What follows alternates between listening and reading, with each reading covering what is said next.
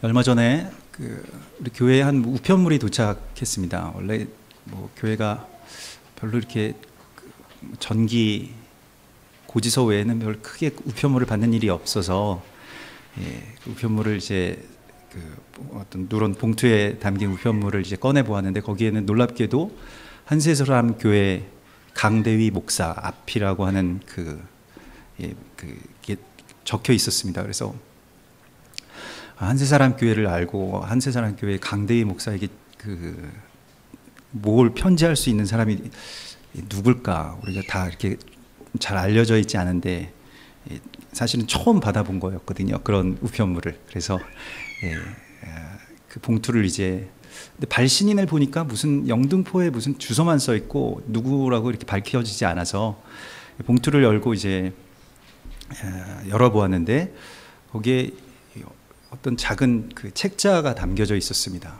책자의 내용인즉슨 지금 이 시대에 일어나고 있는 어떤 비밀들, 또 앞으로 닥칠 재앙들, 그러면서 올해 이제 나팔절과 그 초막절을 우리가 준비해야 된다라고 하는 그런 내용들이었습니다. 그래서 저도 기도하고 있었던 부분들이라 그냥 왜 누가 이런 걸 보냈지 하고 이제 결국 그 책자의 마지막 부분을 보았더니, 결국 결론은 무엇이냐면 이렇게 두려운 일들이 많이 닥치고 정말 달이 핏빛으로 변하고 해가 빛을 잃고, 이게 요즘에 많은 사람들이 이렇게 두려워하는 어떤 징조 가운데 하나 아니겠습니까?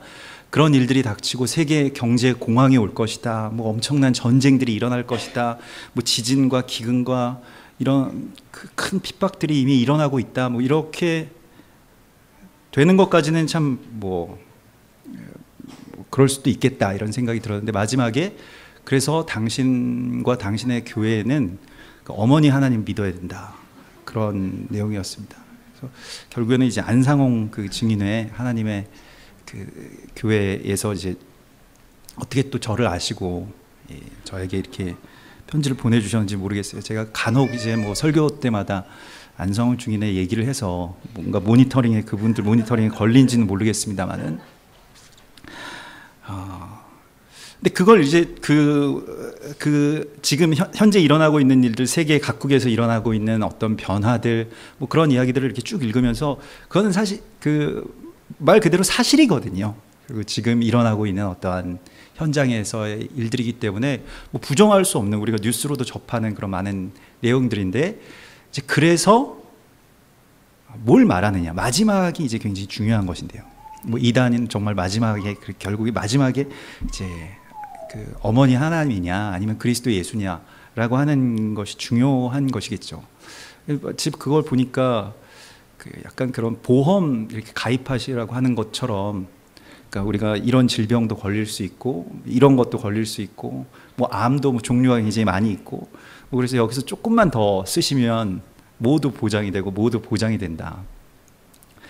결국에는 걸려도 어쨌든 보장이라는 것이 어떨지는 잘 모르겠습니다만은, 아무튼 우리가 이 마지막 때가 지금 임박해 있고, 실제로 이제 그 절기력으로는, 성경에서 말씀하시는 이 절기의 그러한 그 달력으로는 이때가 연말입니다. 해의 끝이고요. 무엇인가가 이제 끝나고 새롭게 시작되는 지점이기 때문에 많은 변화가 있는 시기임은 분명한 것이죠. 특별히 이번 9월 달에 그렇습니다. 절기들이 이제 가을 절기가 되면 뭔가 이제 긴박하게 뭔가 속히 일어나는 변화들이 있거든요. 그 변화의 시간 가운데서 이 임박한 하나님의 때라고 하는 그 말씀 가운데서, 이 어떤 말 그대로 이것이 화두인데, 이것이 머릿글과 같은 것인데, 이렇게 임박한 마지막 때에 그럼 우리는 어떻게 살아야 되는가라고 하는 거에 대해서 하나님께서 우리에게 말씀하시는 것이 있습니다. 우리가 지난 여름에 계속해서 이제 엘리야에 대해서, 엘리야가 이 땅 가운데 와서 그리스도 예수의 길을 예비한다라고 하는 그러한 메시지를 계속 엘리야를 통해서 우리 가운데 주시는 메시지를 들었죠. 엘리야가 이 땅 가운데 온 모습을 세례 요한이라고 이렇게 말하고 있습니다. 신약 시대에서는요. 세례 요한의 모습을 보면 엘리야와 좀 비슷한 데가 많죠. 엘리야도 그 디셉 사람이고 털옷을 입고 가죽띠를 띠고 그런 것처럼 약간 그런 말하자면 패션 취향도 좀 비슷한 것 같아요. 엘리야랑 요한이랑 또 그 가죽 옷을 이렇게 입고 광야에서 거니는 요한의 모습을 보면서 그에게서 이제 엘리야의 모습을 이렇게 떠올리게 되는데, 마지막 때, 임박한 이 마지막 때가 되었다라고 하는 것은 뭐 진리의 말씀 가운데에서 계시되어 있는 사실입니다. 지금 우리가 그러한 시간 가운데 있고요. 그렇지만 우리는 이제 땅의 시간 가운데서 뭐 추석을 앞두고 있고 9월 달에 이렇게 살아가고 있죠. 그래서 여러 가지 어떤 시간의 그 말하자면 레이어라고 할 수 있는 그런 겹겹이 이렇게 겹쳐 있는 그런 시간 가운데서 지금 우리가 살고 있는 것이죠. 조금 있으면 이제 명절인데, 명절 때 우리가 어디서 모일까, 뭘 먹을까, 뭐 이런 생각을 할 수도 있고, 조금 있으면 나팔절과 또한 대속죄일과 초막절인데 우리는 어디에서 어떤 일을 하여야 될까, 또 어떤 주의 메시지가 있는가라고 하는 것을 우리가 생각할 수도 있을 것이고, 그냥 뭐 9월 달이니까 이제 뭐 계약을 하고 또 시험을 앞두고 있고 뭐 이런 여러 가지의 어떤 그냥 삶 가운데서 일어나는 일상적인 일을 바라보는 시간일 수도 있을 것입니다. 그러나 오늘은 하나님께서 우리에게 하나님의 시간 가운데에 우리가 어떻게 서야 할지를 말씀하십니다. 그것을 우리가 깨닫기를 원하신다라고 말씀하십니다. 하나님의 시간 가운데로 들어오라고 말씀하시죠. 그래서 그 하나님의 시간, 또 하나님의 음성을 듣는 바로 그 자리, 오늘 이러한 많은 세계의 변화들이 일어나는 그런 시기에 요한이라고 하는 어떻게 보면 무명하고 연약한 한 사람을 성경은 주목해서 보고 있습니다. 디베리오 황제가 통치한 지 15해가 되고 본디오 빌라도가 유대의 총독으로, 또 그 헤롯이 이제 갈릴리의 분봉왕이 된, 말하자면 뭔가 역사에 있어서 많은 변화들이 있었고 개편들이 있었던 것을 우리가 보게 되는데요. 헤롯은 이제 그 에돔 사람, 이두메인이라고 하는 에돔 사람이 유대의 왕이 된 것입니다. 그 로마 총독에게 가서 막 사정을 하고 무릎을 꿇고 잘 보여서 이곳에 내가 마치 그 북한의 뭐 주석이 돼서 자기 신이 된 김일성 주석처럼 스탈린에게 가서 막 무릎을 꿇고 애원하고 해서 북한이라고 하는 땅을 뭐 자기가 받아낼 수 있도록 군대를 지원받고 했던 것처럼 로마의 군대를 지원받고 또 로마가 이렇게 그 통치를 잘 할 수 있도록 돕겠다라고 해서 가장 고분고분한 로마, 말하자면 유대 왕국의 왕으로 이제 그렇게 로마에게 있어서는 그렇게 등극한 것이죠. 그래서 그런 허락을 받고, 그래서 뭔가 정치적으로 많은 변화들이 있고요, 국제적으로 많은 변화들이 있었습니다. 근데 이런 일들이 있으면 뭐 마찬가지로 뭐 최근에도 이번 주에도 지난주에도 그 김일성 주석이 섰던 바로 그 자리, 천안문의 그 막루에 우리나라 대통령이 올라가서 그 옆에 이렇게 서 있는 아주 낯선 풍경을 우리가 보았죠. 뭔가 큰 어떤 재편, 무엇인가 큰 변화들이 이제 외부적으로도 국제적으로도 또 우리나라 뭐 국내 국외적으로 많은 일들이 일어나고 있는 것은 분명합니다. 근데 이런 일들이 있으면 개인의 삶에도 큰 변화들이 있게 됩니다. 그래서 그냥 그런 일이 있나 보다, 나랑 별로 크게 상관은 없을 것 같은데, 그렇게 우리가 생각을 하고 넘어갈 수는 있겠습니다만은 많은 변화들이 우리까지 도달하는 데는 그렇게 큰 그 시간이 걸리지 않을 것입니다. 그런데 이때 우리가 무엇을 해야 되는가라고 하는 것, 우리가 어디에 있어야 하는가를 주님께서 오늘 우리에게 말씀하시는데, 바로 오늘 본문의 말씀처럼 하나님의 말씀이 빈 들에서 사가랴의 아들 요한에게 임한지라, 이렇게 말씀하고 있습니다. 요한은 어쩌다가 빈 들까지 나가게 되었을까요? 요한은 원래 빈 들의 사람이 아니었습니다. 광야에서 태생적으로 광야에 있었던 사람이 아니었습니다. 어릴 때부터 광야에 살던 사람이 아니었고요. 요한은 아시다시피 이 수십 년 전에 대제사장이었던 사가랴의 아들이라고 오늘 이 본문도 분명히 밝히고 있습니다. 그런데 무엇인가 국제적인 정세들이 막 급박하게 변하더니 이 에돔 사람 헤롯이 이제 왕이 되고, 그리고 어떻게 되었는가? 그리고 제사장들이 물갈이 되기 시작합니다. 그래서 정말로 신실하고 하나님을 바라고 그래도 하나님께 온전하게 나아가서 엎드리려고 했던 그러한 하나님의 종들, 하나님의 제사장들을 이제 헤롯의 입맛에 맞는 제사장들로 계속 갈아치우는 것이죠. 레위인들도 갈아치우고요, 제사장들도 갈아치우고. 그래서 뭐 가야바가 오늘 그 해의 대제사장이었다고 이렇게 나오는데, 그렇게 자기 마음대로, 이게 왜냐하면 유대인들을 통치하기 위해서는 이 사내들인 이 공의회, 그러니까 이 제사장들과 그 율법학자들이 움직여줘야 되거든요. 그렇기 때문에 제사장 그룹을 자신들이 장악하는 것이 제일 헤롯에게 있어서는 가장 중요한 문제였던 것입니다. 정치적으로는요. 그렇기 때문에 제사장들을 계속해서 말하자면 숙청하는 것이죠. 자기 뜻에 맞는, 입맛에 맞는 사람들로. 그래서 지금 그런 가야바가 그렇게 대제사장이 되기까지 많은 변화들이 있었다는 것입니다. 그리고 제사장 가문이었던 세례 요한도 헤롯의 칼끝을 피해서 도망갈 수밖에 없었던 것이죠. 한때는 예루살렘에서 언젠가 나도 아버지와 같이 저렇게 정말로 절기 때 지성소로 들어갈 수 있는 단 한 사람, 대제사장으로 그렇게 뽑혀서 그렇게 나아갔으면 좋겠다라고 하는 소망을 가지고 있었던 세례 요한이었을 것입니다. 정말 부드러운 옷을 입고, 이 대속죄일이 지금 다가오고 있는데, 이 욤키푸르라고 하는 이 대속죄일에 아주 완전히 하얀, 그 속옷에서부터 모든 것이 다 하얀 세마포 옷을 입고 이제 지성소로 한 명만 들어가거든요. 대제사장 한 명만 들어가거든요. 이 온 세상의 죄를 다 짊어지고 그곳에 들어가거든요. 그래서 제사장 그룹이 보통 그 한 해의 그 제사장 그룹, 그러니까 그 시즌의 제사장 그룹이 약 500명 정도 되었다고 합니다. 그러니까 이 제사장의 풀이 500명이 되었던 거예요. 그 500명 중에서 한 명이 뽑혀서 이제 그리로 들어가게 되어 있었고요. 그러한 제사장 그룹이라고 하는 것은 아주 뭐 숫자도 많았을 뿐만이 아니라 많은 권한들을 가지고 있었죠. 그런데 어찌 하다 보니 세상의 어떤 변화 가운데 밀려서 광야까지 온 사람, 그가 바로 요한이었습니다. 광야라고 하는 것은요, 우리가 광야로 나가야 됩니다 라고 해서 혼자서 광야로 나갈 수 있는 것이 아닙니다.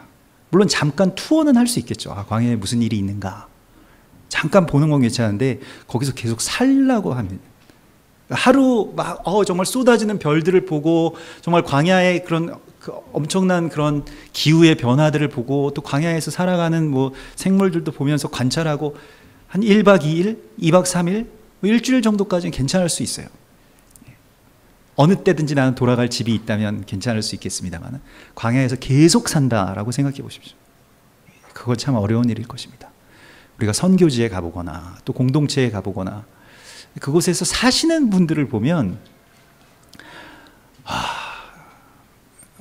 여기로 또 보내시면 어떡하지? 이런 생각들이 많이 들죠.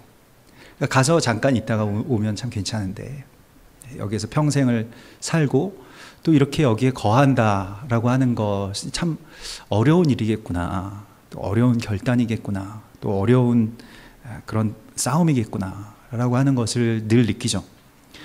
광야로 하나님께서 내보내 주신 사람이 바로 요한이었고요. 그래서 광야로 우리를 하나님께서 내보내 주시는 것이 사실은 구원입니다. 구원 받아서 이스라엘 백성들 광야로 나아가고요. 예루살렘에 가보시면 예루살렘의 동쪽 문, 그 예루살렘 성전이 바라보고 있는 그 동쪽 문을 나가자마자 광야거든요. 유다 광야가 이렇게 펼쳐지게 되거든요. 광야라고 하는 곳으로 하나님께서 우리를 이끄셔서 늘 그 광야 가운데 살게 하시기를 하나님 원하시는데, 신명기 8장 2절에 보면 하나님께서 내게 광야길을 걷게 하신 것을 기억하라. 그 이유가 무엇이냐면 너를 낮추시며 너를 줄이게 하시기 위해서 광야길로 걷게 하신다라고 말씀하십니다. 낮추고 줄이시는데, 하나님이 가학적인 분이셔서 나를 그렇게 별로 그렇게 사랑하시는데 이런 식으로 너무 하나님 방식으로 사랑하시는 거 아닌가? 사랑한다면 상대방도 좀 생각해 줘야 돼. 내 입장도. 내가 언제 광야를 좋다고 했습니까, 하나님? 근데 광야로 우리를 보내셔서 낮추시고 또 줄이게 하신다라고 말씀하시면서, 그런데 그것은 내 조상들도 알지 못하던 만나를 내게 먹이시기 위해서였다. 그래서 그것은 그 의미가 무엇이냐면 사람이 떡으로만 사는 것이 아니오 오직 여호와의 입에서 나오는 말씀으로 사는 것을 내가 알게 하려고. 우리가 이 세상 가운데서 살아가는 데 있어서 지금 여러분 말씀 없어도 다 삽니다. 지금 우리가 말씀 없어서 내가 죽겠습니다라고 그렇게 생각하시는 분들은 없을 거예요. 그런 세상 가운데서 우리가 살고 있습니다. 말씀이 우리 가운데 정말로 필수적인 것이 되어 있지는 않아요. 이 세상에서 필수적인 것들은 사실은 돈이죠. 그 양식을 우리가 먹기를 우리가 원하고 있고 그것에 배부르게 되면 하나님의 세미한 음성이 잘 들리지가 않습니다. 그러니까 내가 먹고 배불러서 하나님이 없다, 하나님의 말씀이 잘 들리지 않는다라고 하는 그 지점으로 우리가 가게 되어 있고 지금 이미 그런 시대에 있다는 것입니다.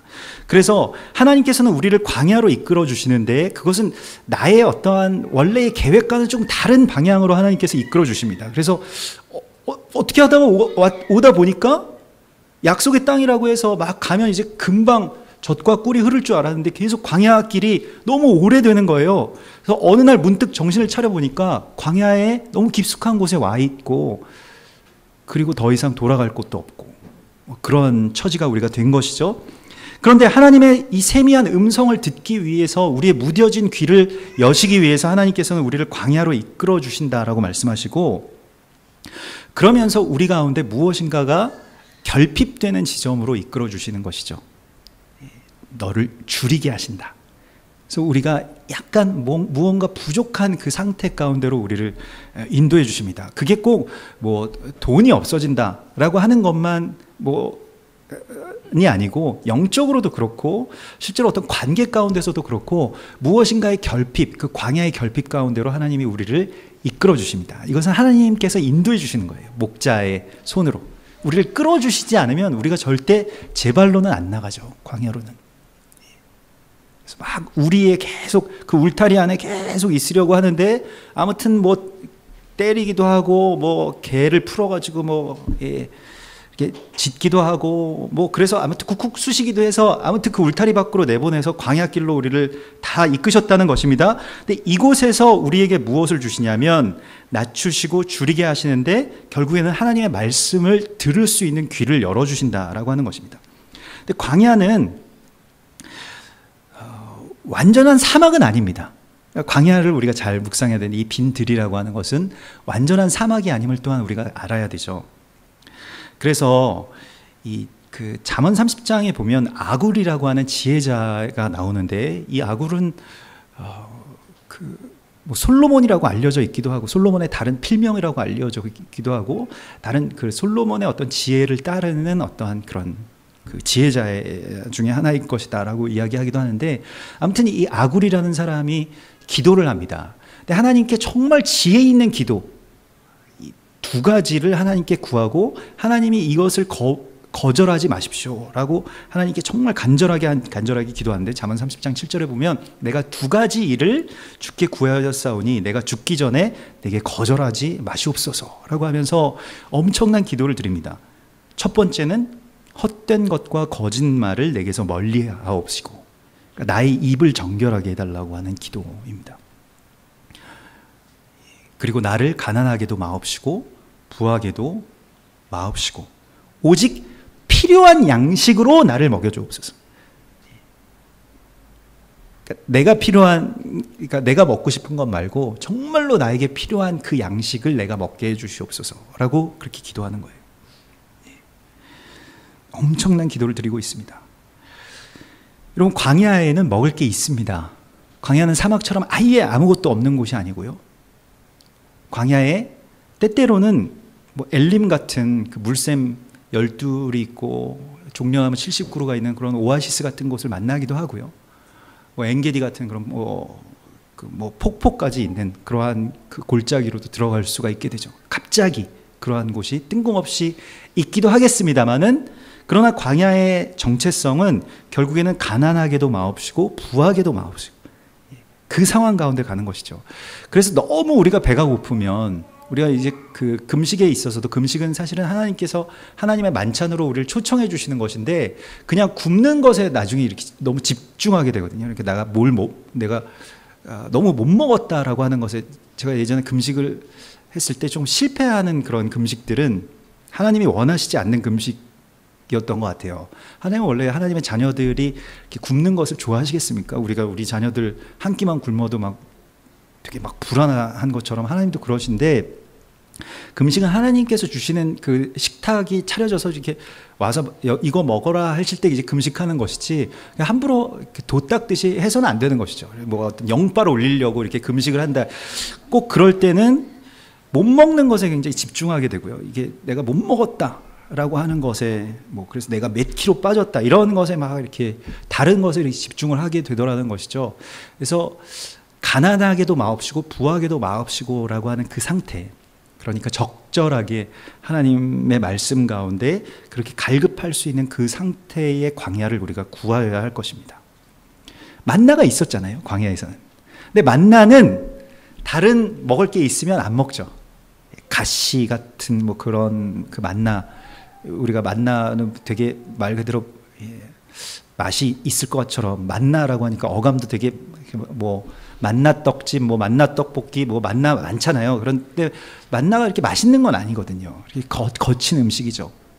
뭐 이렇게 조리해 놔도 뭐 가시 같다라고 하는데 막 큰 맛이 뭐 이렇게 나지 않고 많이 씹으면 단맛이 조금 나고 뭐 그래서 왜 예전에 시골에서 사시던 분들은 막 산에 올라가면서 뭐 이거 먹어보라고 뭐 이렇게 따서 주기도 하고 뭐 풀뿌리 또 캐와가지고 또 이거 씹어보라고 이걸 여기서 만나다니 하면서 이렇게 꼭 주시면은 별로 맛있는 것도 아닌데 예전에 그렇게 자신들이 이걸 먹었다는 거예요. 근데 이게 무엇인가 하나님께서 이 맛을 알기 위해서는 먼저 전제로 되어야 될 것이 하나님의 말씀의 맛을 알기 위해서는 정말로 만나의 맛을 알기 위해서는 다른 식탁들이 다 치워져야지 이게 있는 것이죠. 지금 나 이거 먹기 싫고 나한테 지금 짜장면 시켜달라, 뭐 짬뽕 시켜달라, 뭐 피자 시켜달라 이렇게 얘기하기 시작하면 진짜 맛은 모르는 거죠. 항상 제가 그 집에서 요리하면 좌절하는 게 그 부분이거든요. 엄청나게 맛있는 거 진짜 내가 생각해도 너무 감동적이다 이렇게 해서 아이들한테 차려주면 아빠 먹을만 한데 콤프로스트 주세요 이렇게 얘기하거든요.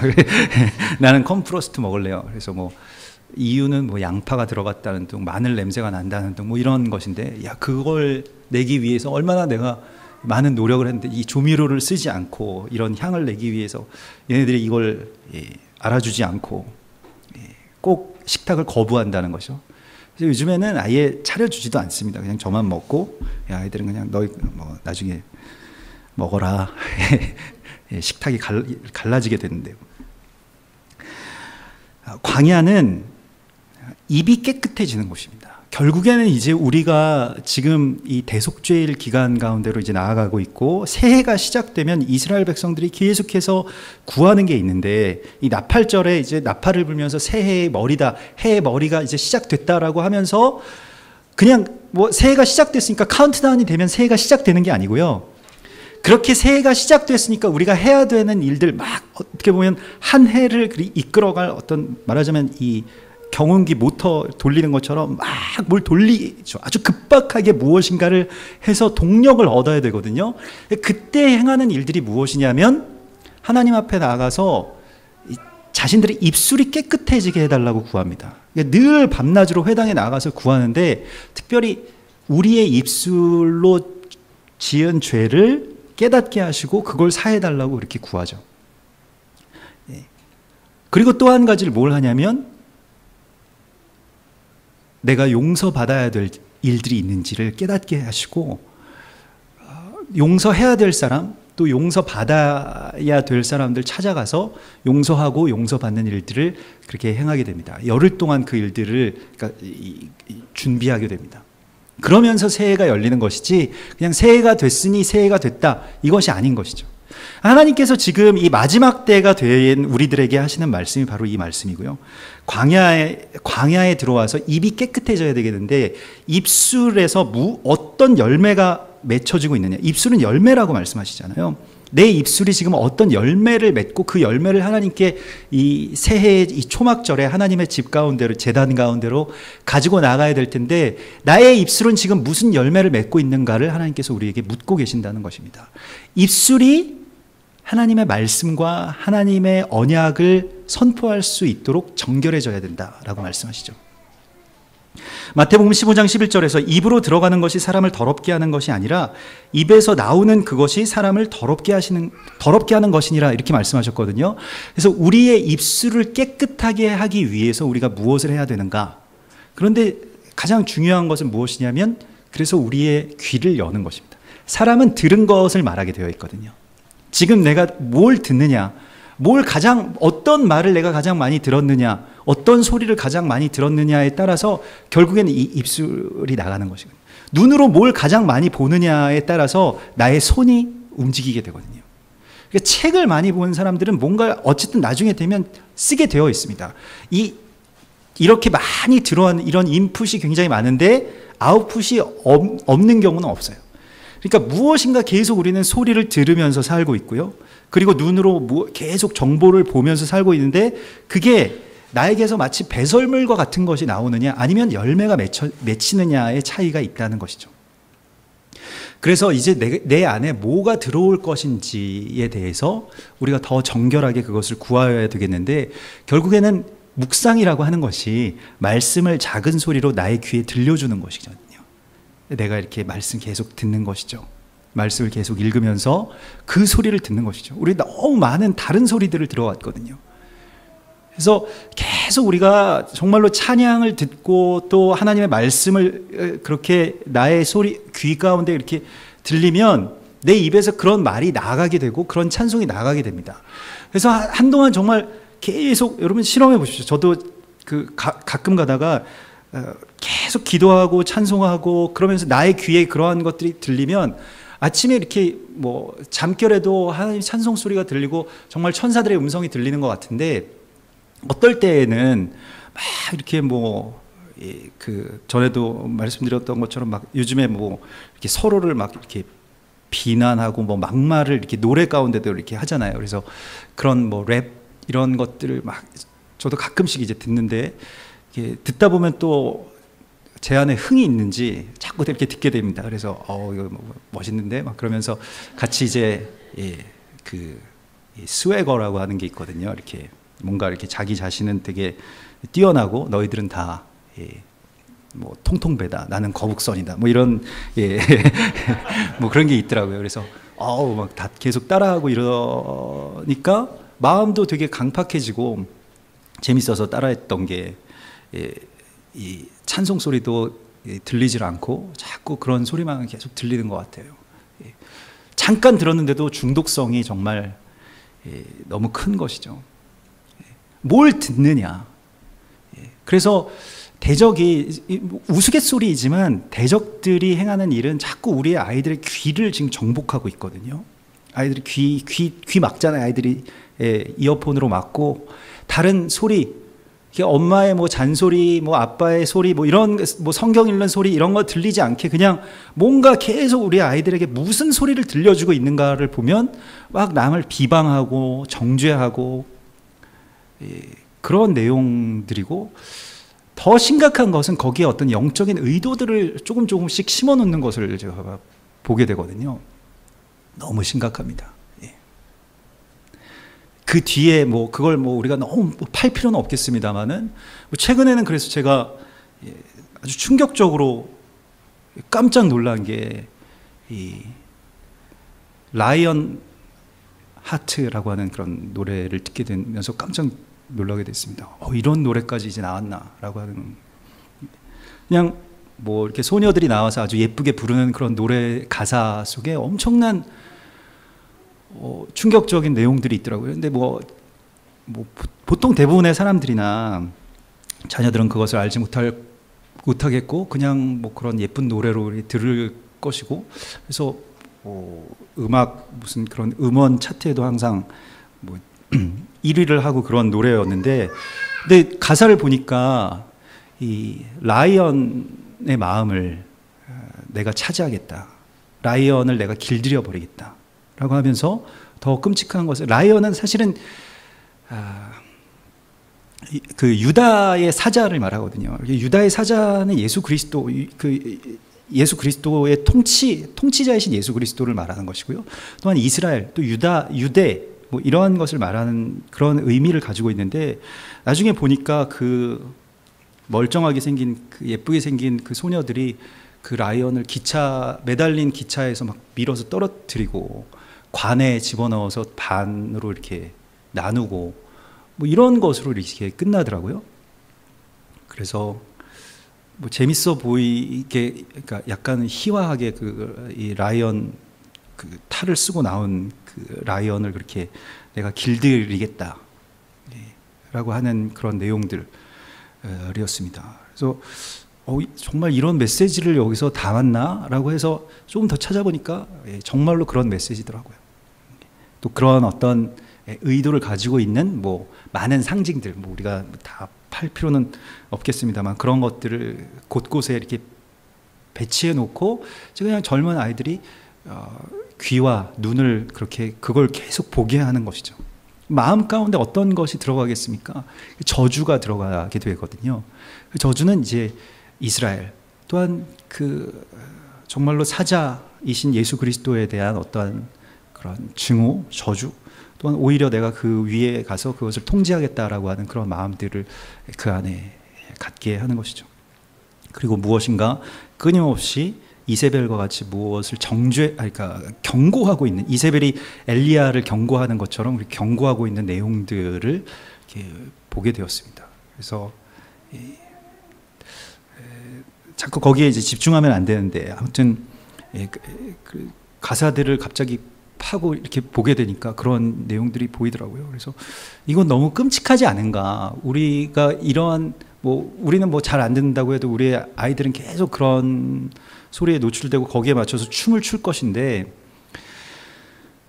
마지막 때에 이러한 전쟁들이 계속해서 벌어지고 있지 않은가? 근데 그래서 어릴 때부터 아이들의 귀를 계속해서 정결하게 하라고 하나님께서 말씀하시죠.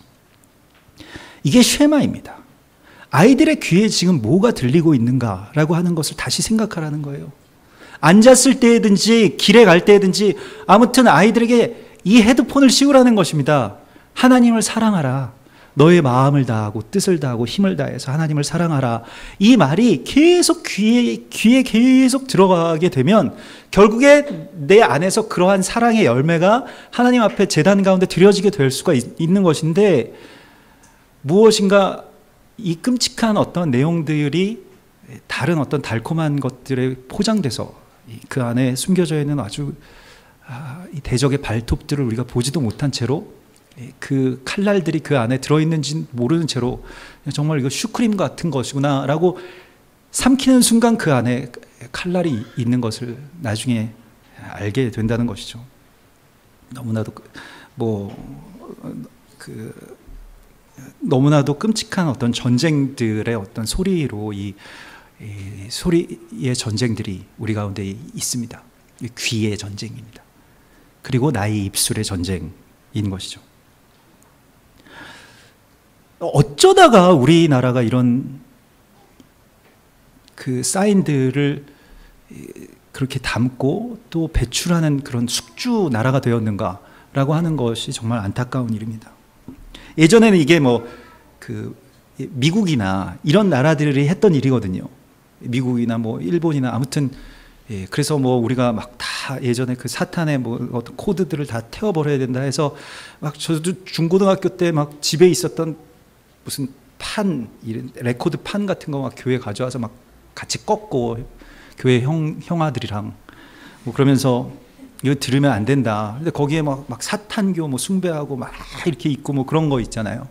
근데 지금은 그렇게 막 노골적으로 하지 않고 오히려 꽃미녀들을 동원해서 이제 아주 굉장히 아름답게 이렇게 포장했는데 그 속에 그게 있다는 것이죠.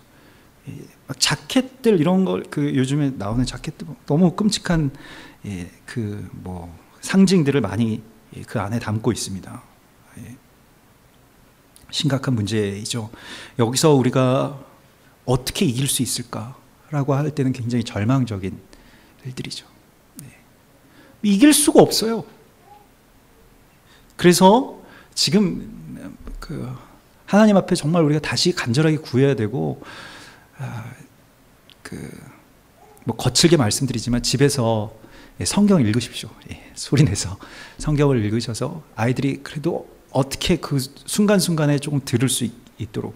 제가 저의 가장 큰 휴식은 제 아들에게, 이제 글씨를 읽을 수 있는 아들에게 성경을 큰 소리로 읽어라. 그럼 딱지를 한 장 사주겠다. 뭐 이런 거를 꼬드겨가지고 성경 여기서부터 여기까지 소리 내서 읽어라. 그래서 그 소리를 듣고 있는 건데요. 그게 제일 큰 휴식이거든요. 아이가 성경을 소리 내서 읽는다라고 하는 게요.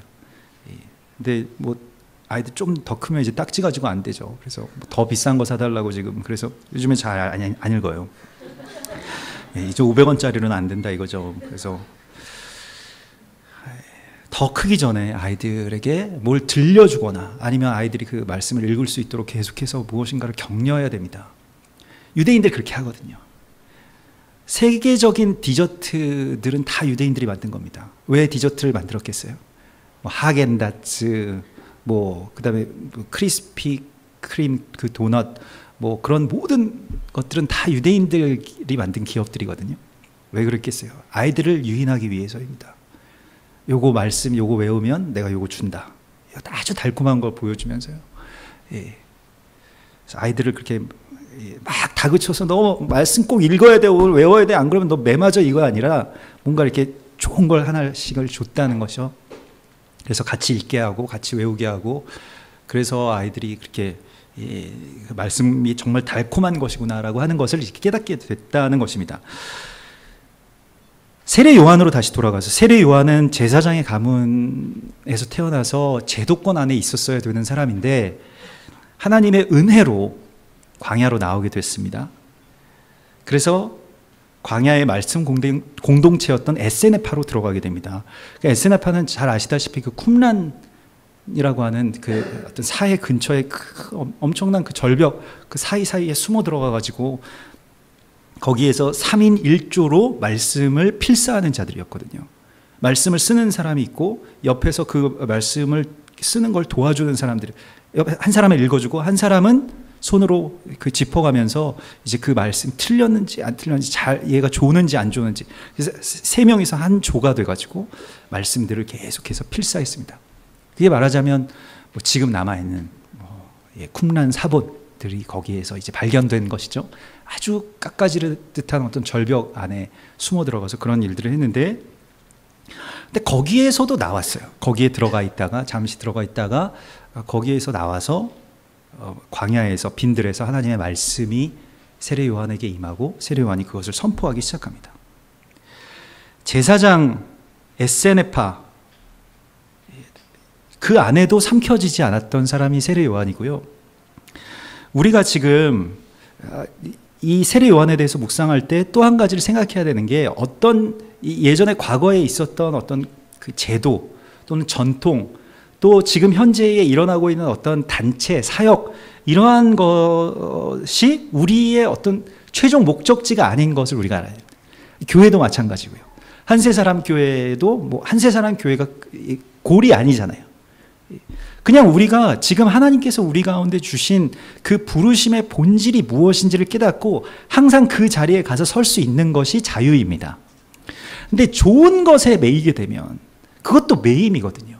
제사장, 하나님의 가장 거룩한 그리고 제일 좋은 어떤 사명이라고도 할 수 있을 것인데, 너무나도 영광스럽고 너무나도 중한 직분인데 그것에서도 빠져나올 수 있고, 에세네파, 하나님의 말씀을 마지막 때가 되어서 하나님의 말씀을 본질적으로 그렇게 지켜내고 이렇게 필사하는 것, 그것도 해야 할 일이겠습니다만은, 하나님이 나에게 가서 서라고 하신 곳에 설 수 있어야지 그냥 좋다고 해서 다 좋은 게 아니라는 것이죠. 물론 더 좋은 것이죠. 이게 악한 것은 아니겠습니다만은.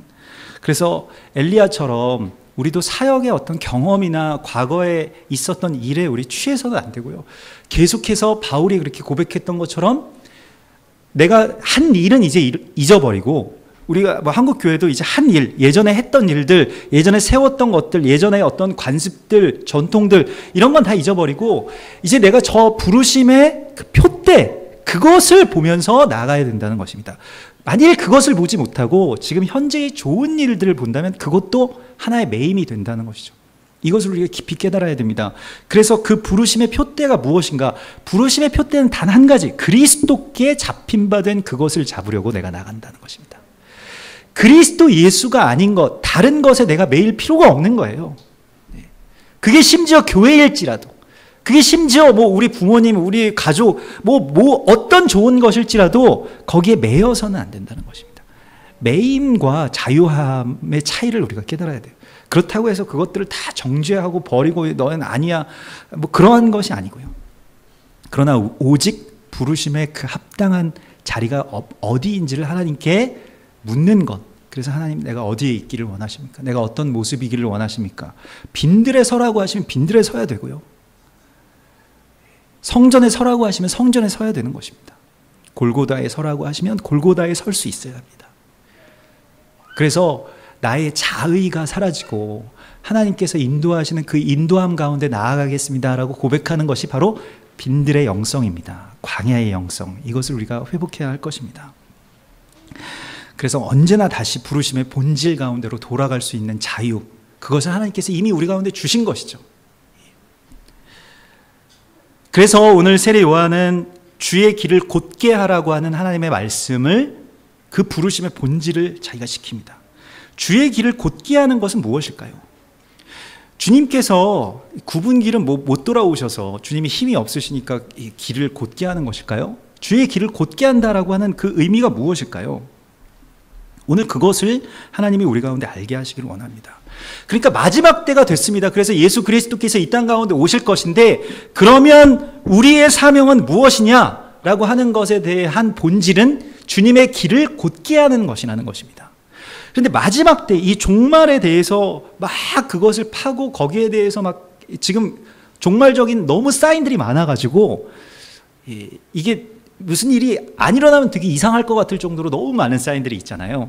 그러니까 뭐 지금 현재도 세계적으로 많은 일들이 일어나고 있지만은 뭐 이게 뭐 블러드문이 뜬다, 뭐 절기와 또 일식이 맞춰진다, 뭐 이러면서 여러 가지 어떤 징조들이 일어나고 있고, 이때에 일어날 일들에 대해서 사람들이 굉장히 관심이 많은데, 그래서 저도 뭐 거기에 대해서 이렇게 뭐 전에도 우리가 지난 뭐 새벽 예배나 수요 예배 때 함께 나눴지만 정말 많은 일들이 일어났더라고요. 역사적으로 이건 이제 과거의 일들을 이제 살펴보는 겁니다. 그래서 절기와 그러한 어떤 그 모든 그 해와 달과 별들이 뭔가 이렇게 정렬을 하고 있는 때라고 하는 것은 분명합니다. 그래서 무엇인가 문이 열리고 있는 것은 분명한데, 근데 이때를 맞은 우리들에게 하시는 하나님의 말씀을 주목하지 못하면 완전히 다른 길로 간다는 것이죠. 정말로 어머니 하나님께로 갈 수밖에 없어요. 너무, 왜냐하면 두렵기 때문에 그렇습니다. 결국 그렇게 막 이렇게 파다 보니까 막 이 마지막 때 종말론 이런 거 하시는 분들 다 화면은 까맣고 막 불이 막 어디선가 떨어지고 막 사람들이 막 괴로워하고 있는데, 거기에서 나는 좀 면해야 되겠다, 나와 나의 가정이 좀 이걸 좀 면했으면 좋겠다라고 하는 대로 나아간다는 것이죠. 그게 여러분, 대적이 우리가 앞에 파놓은 가장 큰 미혹이라고 하는 것을 알아야 됩니다. 그래서 둘째 사망을 받지 않기 위해서 뭘 해야 된다, 신천지에 가면 둘째 사망을 받지 않는다, 무슨 인을 666 이 코드를 받지 않으면 둘째 사망을 받지 않는다. 그 둘째 사망을 우리가 면하고, 둘째 사망은 이게 불심판이라고, 불과 유황 가운데 우리가 떨어지는 것이라고 해서, 이거 우리 피해야 되는데, 어디 전쟁 날까봐 뭐 잠깐 어디 이민 가 있자, 뭐 이런 분들도 있었잖아요. 그런데 둘째 사망이요. 계시록 21장, 성경을 다 잘 안 보신 거예요. 계시록 21장 8절에 보면 둘째 사망이 무엇인 줄 아십니까? 둘째 사망, 어떤 사람들이 둘째 사망을 받느냐? 첫 번째가 두려워하는 자들이 받는다라고 나와 있습니다. 두려워하는 자들과 우상 숭배자들과 살인자들과 음행하는 자들과 점치는 자들은 둘째 사망의 해를 받을 것이다. 둘째 사망의 불 가운데. 둘째 사망은요, 이미 그냥 우리 가운데 어떤 공포를 타고 들어온 불입니다. 하나님의 사람들을 그렇게 공포심을 갖게 해가지고 무엇이냐면, 우리가 지금 사명이 있는데 그 사명 가운데로 가지 못하게 하고 두려워하게 한다라고 하는 것이죠. 그래서 두려워해서 무엇인가 하나님의 일을 망각하게 해버린다는 것입니다. 종말론에 대해서 제가 뭐 이렇게 조사를 하면서 이 마지막 때에 대해서 예언하고 중보하고 또 그렇게 종말론에 대해서 생각하시는 분들은 결국에는 두 부류로 나뉘게 되는데, 결국 두려움 가운데 있는 분들은 어떻게든 마지막 때가 됐으니까 돈을 많이 벌어가지고 나와 가족들과 주변에 있는 사람들을 피신시킬 곳을 찾아야 되겠다. 그렇게 먹을 것을 좀 마련해 놓아야 되겠다. 666 표를 받지 않기 위해서 컨테이너를 준비해서 거기에서 이제 막 생필품들을 거기에 싸놔야 되겠다라고 하는 생각 가운데로 들어가게 되시더라고요. 두려움이 둘째 사망입니다. 세례 요한은 두려워서 광야에 간 게 아닙니다. 하나님의 말씀을 선포하기 위해서 갔는데, 여기에서 세례 요한이 자신의 사명의 본질을 선포합니다. 그것이 무엇이냐면 사람들에게 죄 사함을 받게 하는 세례를 전파합니다. 세례 요한이 전파한 것을 보십시오. 죄 사함을 받게 하는 세례를 전파했다는 것입니다. 세례라고 하는 것이 무엇일까요? 우리가 세례를 받았습니다마는 세례라고 하는 물을 머리에 뿌리는 것이고, 뭐 침례교에서는 이제 물 속에 들어갔다가 나오는 것인데, 세례라고 하는 것이 뭐 오늘날에 이제 흔히 우리가 알고 있는 것은, 우리가 출애굽해서 이제 홍해 바다를 건너갔음을 그렇게 선포하는 것, 그 물을 건너갔음을 선포하는 것이 세례라는 것이죠. 요단강 건너오고, 그 세례에 맞습니다. 또 한 가지 세례의 의미가 무엇이냐면 바로 이 죄사함을 선포하는 데 있거든요. 이 죄사함을 선포하는 세례를 전파했다라고 하는 게 어떤 의미냐면, 이게 이제 대속죄일과 연관이 되는데, 대속죄일은 내가 지은 죄를 하나님께 용서받는 날이 아닙니다. 그러니까 나의 어떤 개인적인 죄가 있는데 하나님께 회개하고 이런 날이 아니에요. 우리가 잘못 알고 있는 것인데요. 대속죄일은 하나님께 내가 호소하는 날입니다. 부르짖어서 무엇인가를 호소하는데, 무엇이냐면 우리의 죄, 이 백성의 죄, 이 나라의 죄, 이 열방의 죄가 하나님 심판당하지 않게 해달라고 하나님께 마지막으로 호소하고 부르짖는 날입니다.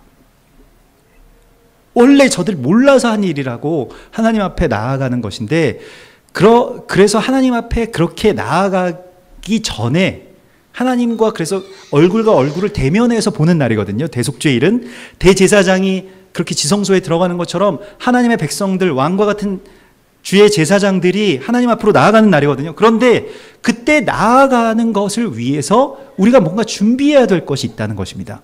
그 준비해야 될 것이 무엇이냐면 바로 오늘 죄사함을 받게 하는 세례라고 하는 것이죠. 실제로 부정한 것에 접촉하거나 이방을 여행하고 온 사람들이나 어떤 자신의 어떤 부정함 때문에 제단 가운데 들어가지 못하는 사람들이요, 이 대속죄일에 그 속죄의 붉은 송아지를 태운 이 잿물을 가지고 그 잿물을 머리에 뿌리게 되어 있었습니다. 그 잿물을 머리에 뿌리고 그 잿물로 정결함을 받은 자들은 무엇을 할 수가 있느냐? 하나님 앞에 나아가서 백성의 죄를 호소할 수 있게 된다는 것이죠. 그리스도 예수의 길을 예비한다라고 하는 것은, 지금 세례 요한이 하고 있는 이 길을 곧게 하는 것은요, 우리가 하나님의 자리 가운데로 하나님께 온전하게 나와서 뭘 하느냐, 뭐 복 받고 뭐 예수 믿고 행복해지고 이러한 것이 아니고, 우리가 하나님 앞에 나아가서 행해야 할 것들이 있는데 그 행해야 할 것들을 미리 준비하고 있는 것이라는 것이죠. 그러니까 세례 요한이 지금 베풀고 있는 그 세례라고 하는 것은 정결 예식입니다. 그러니까 죄가 뭐 누군가에게 지은 죄가 없어지고 이러한 것은 예수 그리스도께서 행하시는 일이잖아요. 지금 우리가 전파해야 될 일이 바로 이것입니다. 죄사함을 받게 하는 세례를 전파하는 것이라고 말씀하고 있어요. 그럼 이게 뭐냐? 이게 뭐 복잡한 얘기처럼 이렇게 들리는데, 결국 붉은 암송아지의 제사라고 하는 거 우리 가운데 좀 가려져 있던 그런 제사거든요. 말하자면 영문 밖에서 일어나는 이게 어떻게 보면 은밀한 제사와 같은 것인데요. 그러한 제사를 통해서 뭔가 붉은 암송아지를 다 태워서 남은 그 재를 가지고 물을 만든 다음에 거기에 재를 가라앉히면 아주 맑은 물이 나온다는 것이죠. 우리도 뭐 이 잿물이 뭐 그런 것처럼 그 맑은 물로 이제 씻게 되는 것이고요. 붉은 암송아지가 탔다. 라고 하는 것에 대한 어떤 영적인 의미는 그냥 짧게 말씀드리자면, 이스라엘이라고 하는 나라가 이제 말하자면 그 붉은 암송아지라고 할 수 있겠습니다. 그래서 타고 남은 어떤 재, 그것이 뭘 하느냐, 우리로 하나님 앞에 나올 수 있게 되는, 그러니까 그리스도 예수를 통해서 하나님 앞으로 나올 수 있게 되는 정결함을 받게 했다는 것입니다. 이것에 대한 어떤 영적인 의미에 대해서는 한번 더 개인적으로 깊이 묵상해 보시기 바랍니다. 그래서 이스라엘 번제단에서 태워졌고요. 홀로코스트라고 하는 것 자체도 다 번제라는 뜻을 갖고 있거든요. 그리고 그 잿물을 쓴 우리가 무엇인가 권세를 얻게 되는데, 하나님의 제단 앞에 얼굴과 얼굴을 대면해서 볼 수 있는 그 권세를 얻게 됩니다. 그러면 우리는 뭘 해야 되느냐? 그 정결함을 받은 자들은 뭘 해야 되느냐? 사죄를 하나님 앞에 호소해야 된다는 것입니다. 나라와 민족, 그리고 온 열방을 위해서, 이스라엘을 위해서 기도해야 될 사명을 우리가 받았다는 것입니다. 이것이 죄사함을 받게 하는 사죄입니다. 여러분, 세례 요한이 지금 사람들에게 막 사람들을 책망하고 당신들이 뭘 잘못했으니까 당신들은 심판을 받을 것이다, 이 말을 하려는 게 아니에요. 그러면 그냥 심판이 임하면 됩니다. 경고 없이 그냥 심판이 임해도 되는 것이죠. 그러나 지금 우리에게 하나님께서 말씀하시는 것은, 이 대속죄를 앞에 두고 있는 우리에게 주님께서 지금 말씀하시고 있는 것은 무엇이냐면, 너희가 세례 요한과 같이 죄사함을 선포하는 자들이 되라. 죄사함의 회개를 선포하는 자들이 되라고 말씀하고 있습니다. 이 물로 정결하게 하는 것이 무엇이냐면, 우리가 죄를 완전히 없애지 못하잖아요. 죄를 없애는 것은 예수님만이 하실 수 있는 일입니다. 우리는 어떤 일을 해야 되냐면, 여기에서 카파르, 이게 욤키푸르의 어원이 이제 카파르이잖아요. 여기에서 무엇을 하냐면, 뭔가 메워진 뭔가 이렇게 틈이 난 것을 메우는 사람들이 바로 카파르입니다. 틈이 난 것을 메우려면 어떻게 해야 될까요? 이제 제단과 교회와 나라에 어떤 틈들이 있어요. 그 틈을 타고 막 대적들의 압력이 거세져서 많은 것들이 지금 들어오고 있습니다. 정말로 더 많은 것들이 들어올 것이에요. 근데 그 틈을 막는 것은 누가 할 수 있냐면, 연약한 자들, 어린아이들이 그 일들을 감당하게 됩니다. 뭔가 이 유리나 지붕에 틈을 막으려고, 예전에 우리 교회도 이 지붕에서 비가 샌 적이 있었거든요. 그래서 비가 똑똑똑똑 새서 이거 좀 막아달라 이랬더니, 어떤 그 실내 가게 생긴 그 기술자 한 분이 오시더라고요. 그래서 같이 가보자고. 그래서 갔더니 정말 이 위에 옥상에 올라가서 이 땅을 이렇게 깨끗이 닦아서, 옥상 바닥을 깨끗이 닦아서 계속 거의 기다시피 해서 조금씩 균열이 있는 부분에 뭐라고 하나요? 실리콘 같은 것들을 이렇게 발라놓습니다. 그래서 이걸로 이게 막아질 수 있나? 그런 생각이 들더라고요. 괜히, 그래서 이걸로 막아질 수 있습니까? 제가 갑자기 신뢰가 확 떨어져서 막아질 수 있습니까? 이렇게 물어봤더니, 만일 이것으로 안 막아지면 옥상을 다, 이 바닥을 다 갈아엎어야 됩니다. 다시 만들어야 된다는 거예요. 그래서 이걸로 한번, 마지막 희망인데 한번 해보자고. 그래서 옥상에 올라가서 그 일들을 하시더라고요. 그 다음부터는 정말 안 오죠. 그러니까 비가 많이 와도, 태풍이 와도 비가 이렇게 새지 않습니다. 그런데 이 갈라진 틈을 메울 사람들은 어떤 사람들입니까? 정말 연약하고, 또 정말 부드럽고, 아주 적은 무리, 어린아이와 같은 마음을 가지고 있는 자, 그런 자들을 통해서 대적들의 보수자로 삼으신다라고 주님께서 말씀하십니다. 우리가 지금 강해져야 되는 때가 아니고요. 세례 요한처럼 연약하고 뭐 지지자도 없고 조직도 없고 그러한 지점 가운데 들어가서 뭔가 메워진 틈을 막을 사람들로 서야 된다라고 말씀하십니다. 이것이 하나님께서 우리 가운데 주신 전략입니다. 갈라진 틈을 메울 자들로, 다윗의 장막의 그런 무너진 틈들을 메울 자들로 하나님께서 연약한 자들을 택하셨다라고 말씀하시는 것이죠. 여러분, 이제 마지막 때에 우리가 있습니다. 특별히 다음 주 13일, 그러니까 주일이나 또한 28일, 그때는 이제 나팔절과 또한 초막절이 되죠. 그리고 그때에 하나님의 어떤 역사하심의 희년들이 이제 선포되기 시작합니다. 그래서 여러 가지 이견도 있습니다만은 올해가 면제년의 끝입니다. 그러니까 면제년이라고 하는 것은 안식년이고요. 모든 것들이 이제 면제되고 그렇게 사람들의 어떠한 빚진 것들이나 또 전에 있었던 그러한 채무나 아니면 땅의 매임들이나 이런 것들이 다 풀어지는 해이고요. 면제년의 끝이 되면 반드시 심판이 있었습니다. 역사적으로 보면요.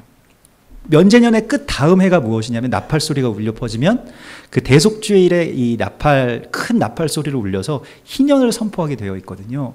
희년으로 우리가 들어가게 됩니다. 정말 중요한 시간 가운데 우리가 있습니다. 대적들도 이걸 알아요. 너무나도 중요한 시간이라고 하는 것을 압니다. 그래서 무엇인가가 지금 다 맞추어지고 있고 우리도 거기에 맞추어져 가고 있다라고 말씀하십니다. 그래서 여기에서 그럼 면제년의 끝에 그럼 우리는 뭘 할 것이냐? 막 면제년의 끝에 그래서 뭔가 유엔과 오바마 대통령과 뭔가 이런 것들을 막 집중하고 이것이 아니고 이런 징조가 있을 때 신명기서를 펼쳐보면 면제년의 끝에라고 하는 말이 나오더라고요. 그래서 저도 막 마음이 두근두근해서 이제 면제년 끝 이거 막 보고 타고 들어갔더니 이제 신명기서를 결국 만나게 된 겁니다. 그래서 여기 신명기서에 어떤 말씀이 나올까? 근데 면제년의 끝에 하라는 말씀이 있습니다. 신명기 31장 10절에 보면 매 7년 끝에 곧 면제년의 초막절에 너희는 백성의 남녀와 어린이와 내 성읍 안에 거류하는 타국인을 모아서 그들에게 듣고 배우고 내 하나님 여호와를 경외하며 이 율법의 모든 말씀을 지켜 행하게 하라 말씀하고 있습니다.